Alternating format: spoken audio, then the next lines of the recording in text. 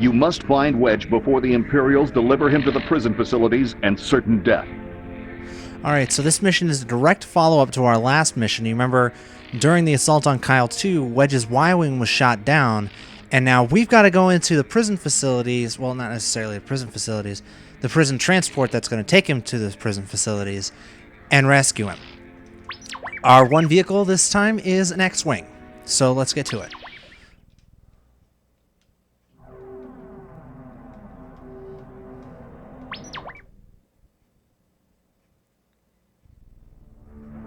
Kessel. It's a mining colony, but the Imperials often keep political prisoners here too. There should be an armored hover train nearby, transporting captured rebels to a central station before moving on to the prison. I'm sure Wedge is with them.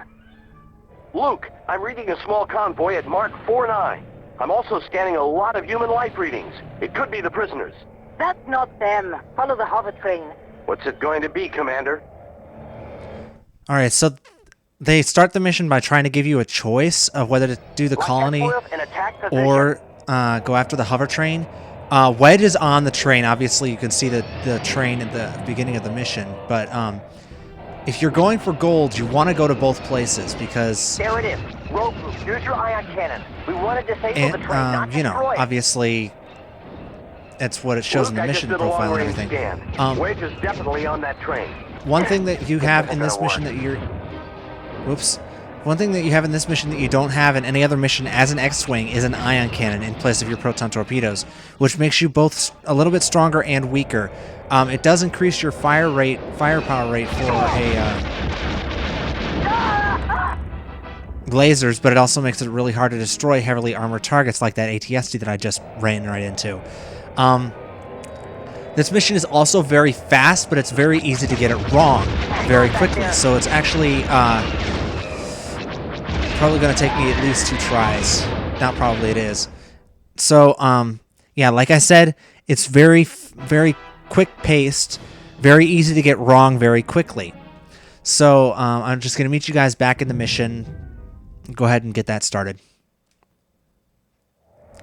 Alright, so, like I said, there are a couple of targets that you can actually take out at the same time as you're doing the hover train, or instead of the hover train. This one is number 1 right here. There's this armored convoy that's sort of making its way across the colony here. Right there.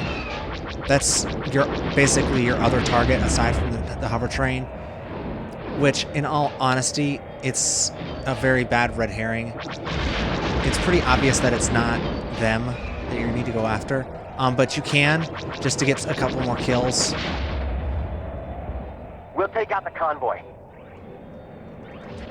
I don't understand it. I'm not reading anything.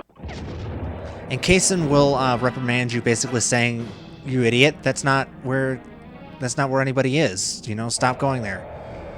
But yeah, you can follow the convoy all the way to the prison facility, but there's nothing aboard it. It's basically a trap. See, here's the prison facility right here.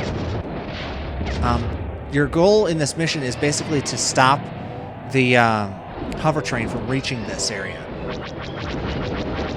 And so, you want to try to take out some of the defenses and then go after the train, because you're going to be facing off against some missile turrets, some ATSTs, some TIE interceptors, and some regular gun turrets. And you're going to want to destroy as many of them as you can before you actually get to the business of stopping the train, simply because you can't be working on the train with those things blowing you up.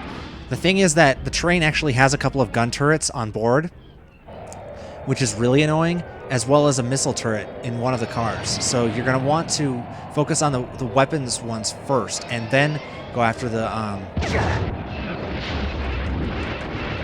There you go. So that there...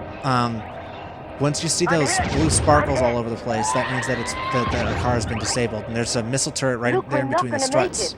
The hover train will escape. Like I said, very quick-paced mission, very easy to get wrong very fast, and I'll meet you guys back at the beginning once again. Lock S-foils in attack position. Alright, so we're back.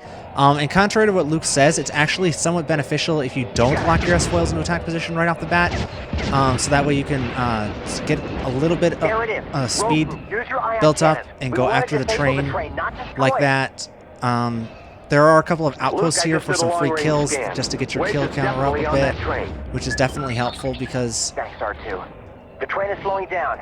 Looks like this is working. disabling the back train there. does I'm not hit. count as a kill. So, like I said, you want to take out the weapons cars.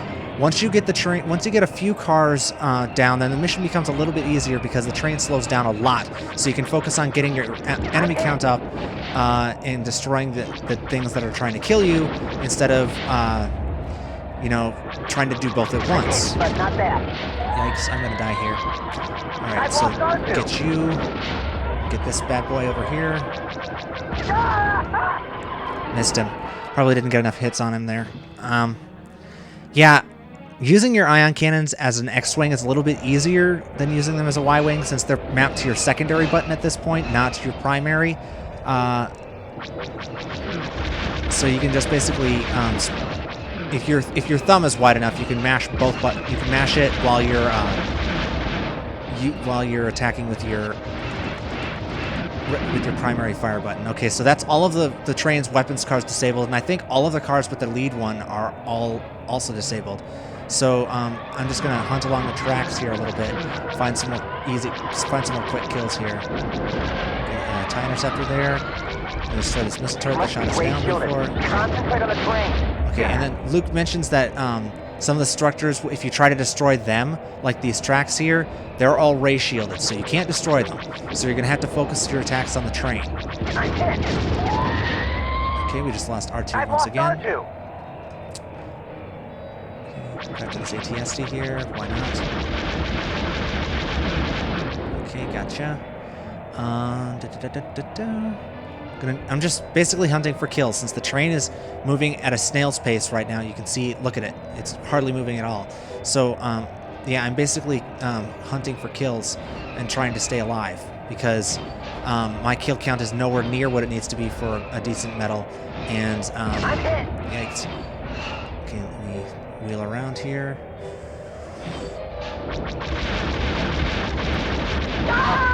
Yeah, suicide bomber. That's something interesting to note. You notice that in this game, dying is basically no penalty except for lost time. In later Rogue Squadron games, they would change that to the fact that dying would actually affect your medal score. You would have to get a gold medal. You have to finish a mission without dying, which is not easy to do, needless to say. Okay, so that's one more car disabled. I think it only has like one car left that's not disabled. You can easily tell which cars are disabled by the fact that they're sparking. So That was close. got it. Rogue Squadron, this is General Riken.